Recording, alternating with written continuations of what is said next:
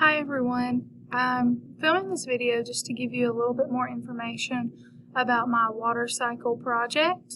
So, this is my homepage of my semester-long project over the water cycle. Here on the top of the page it says what is the goal of the website. Well, my goal is to just give you some more information on one of the first units we work on in 4th grade. This is one of the first units that I teach in the first 9 weeks. Students tend to normally relate to this unit. They're intrigued by the water cycle. They have a lot of questions about it. So we usually will start off with some sort of brainstorming session, and it builds upon information that they already know, like precipitation and climate. Sometimes the interest can fade when the unit moves into the 3rd or 4th week. And so this unit, my goal was to include things like exploration, inquiry, and many more engaging skills to boost student learning. And that's one reason I used the 5E lesson plan along with the virtual field trip. There's a lot of teacher resources, the virtual field trip, and much more.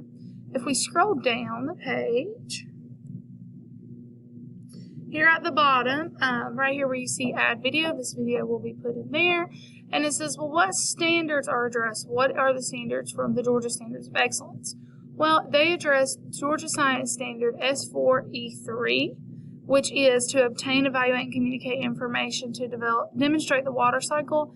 And another big standard that's hit here is writing narratives to develop real or imagined experiences, because students will write a narrative as part of that 5E lesson plan as a cumulative grade. So up here at the top right is how you will navigate my website. There is 5 tabs. So the first tab that we're going to go move towards is cultural component. So for me, the best way to be culturally relevant with my students is to use culturally responsive teaching. That's just a pedagogy that uses my students' customs, characteristics, backgrounds, and experiences as a tool to create better functioning and equitable classrooms. This does mean that some of the things that I do change from year to year depending on the culture and climate of my room. Here I have a quick video here that just kind of describes what is a culturally responsive classroom. We have a couple photos that just kind of discuss some culturally responsive elements. And then I have 3 articles, one by the NSTA, one by Education Weekly, and one by the Node. And so I'll show you here, if you click any of these buttons on my site, it will redirect you to whatever is linked. So for example, here's the NSTA article. And then if we scroll back up, we can go ahead and move forward to the theory section. So here's where I talk about the different scientific theories that were used and I learned more about in my work this summer in my course. Obviously, some of these I had used before and I just might not have known the name, and some we're all pretty familiar with. Alright, and so if we scroll down, these 2 photos are linked here. We can visit my scientific theories notes, which this is a general overview of the 8 theories that I chose to research. So it's not very in-depth here. But if we go back to the original page, here is my theories narrative over differentiation. So I chose to write my narrative and explore more into differentiation. So this is obviously going to be more in-depth, more like a paper that we could read. It does have at the very bottom a good link to a good resource that is specifically about differentiating instruction in the science classroom. We'll go back to my main page. We'll go ahead and move on to the next page, which is the Classroom Applications tab. This takes 2 different sections and kind of combines them into one. So there's a short little blurb up here about the top, just about what could be found on this page, and then it's split into content knowledge and pedagogical knowledge.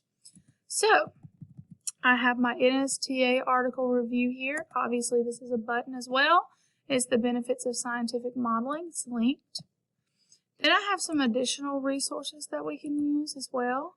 So if we click here, this takes you to another document that has just some more different types of information that might be interesting to you or might be helpful for your classroom.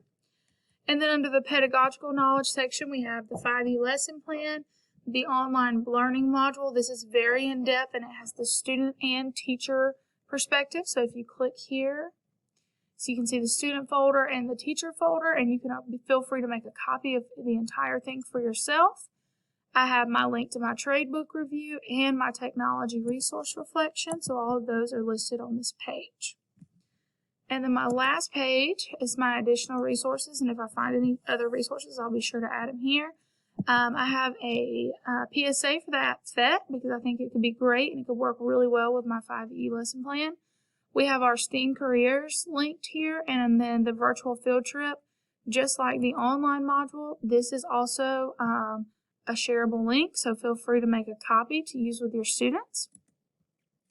And that about wraps up my SLP web page. If you have any questions, feel free to email me or respond to me in the comments of the page. Thank you.